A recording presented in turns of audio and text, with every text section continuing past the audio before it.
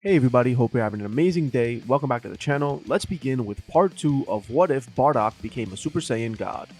Now if you like this content, please check out my other videos and don't forget to like, comment, and subscribe because it really helps the channel.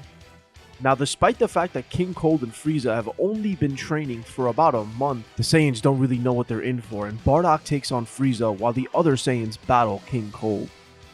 Now Bardock is both shocked and impressed when Frieza is able to take the punch that killed him last time. Frieza's not messing around this time. He immediately transforms into his final form. He hasn't had a chance to come up with Golden Frieza just yet. Now one key thing to keep in mind is that Bardock is infinitely weaker than Goku was when he first transformed into the Super Saiyan God.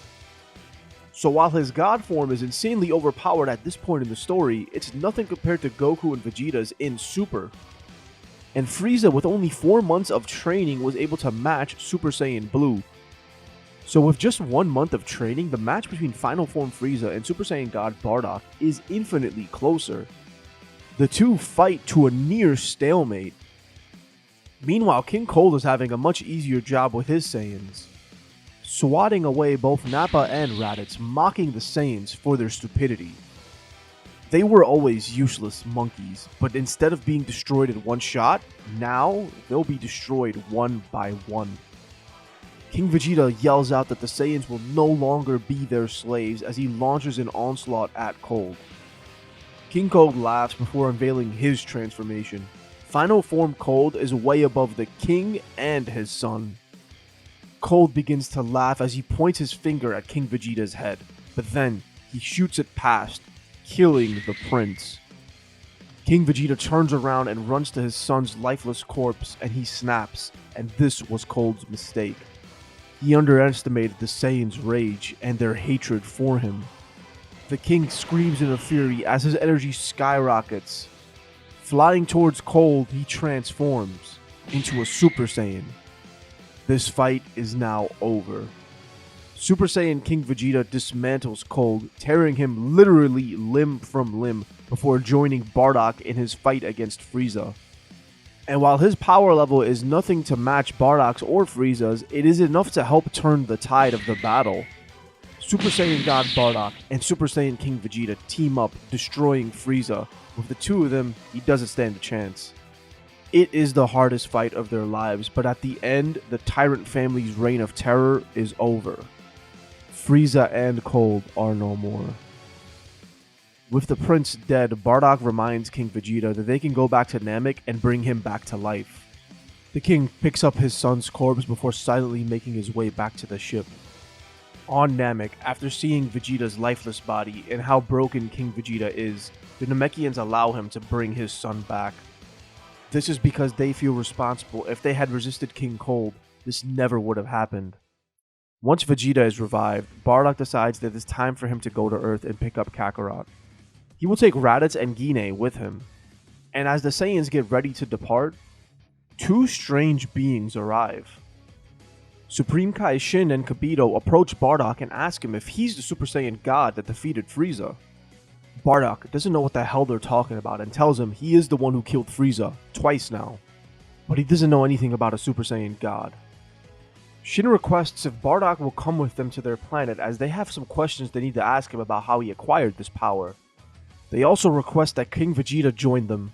Now at this point, Bardock just wants to get to his family and he's very reluctant to go, but they tell him they can teleport him wherever in the universe he wants.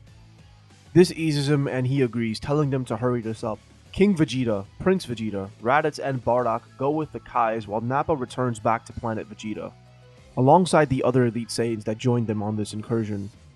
Back on the Kai world, they ask Bardock to recount how he got the power of a Super Saiyan God. And he tells them about what Frieza did, launching the Death Ball at planet Vegeta, and how this power suddenly overcame him. The Kais are in disbelief. They had heard legends of a Super Saiyan God, but they never actually thought it was possible. The Saiyans were far from pure-hearted, but in the moment of their extinction, they must have reached that point and channeled that power into Bardock. It is absolutely astonishing and unheard of, and they explain Bardock's transformation to him, telling him what God Ki is and why he feels this immense cooling pressure inside whenever he transforms. They also tell King Vegeta that he's the first Saiyan to become a Super Saiyan in over 1,000 years. They then tell them that now that Planet Vegeta and the Saiyans are free, will they go back to becoming conquerors? Or will they turn their backs on what Frieza and Cold forced them to become?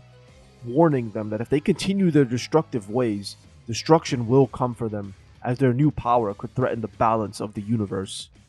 King Vegeta looks on. The death of his son definitely changed something inside of his demeanor. Outwardly, he is as prideful as ever. He tells the Kais that him and the Saiyans will hunt down every single member of the Frieza Force.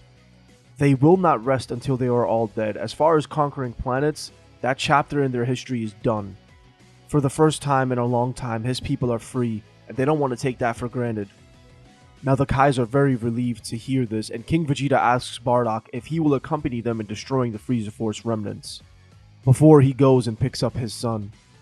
Bardock reluctantly agrees because he wants to destroy the Frieza Force once and for all, but only after him and Guinea go to Earth and visit Kakarot.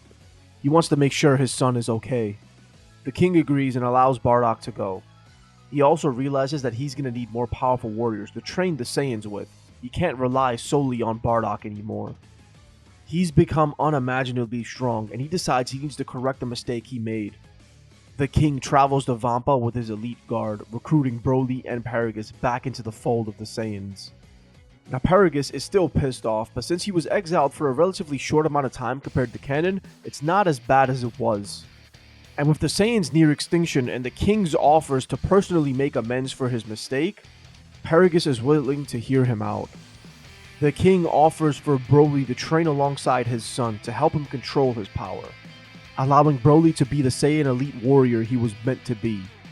Paragus accepts this and returns back to Planet Vegeta. The father and son motif is going to be very heavily played in this What If. Now when Bardock, Guinea, and Raditz arrive on Earth, they scan for Goku's power level and they find him training alongside Master Roshi. They approach and Guinea calls to him, but when he doesn't recognize them, she's heartbroken. He should remember them.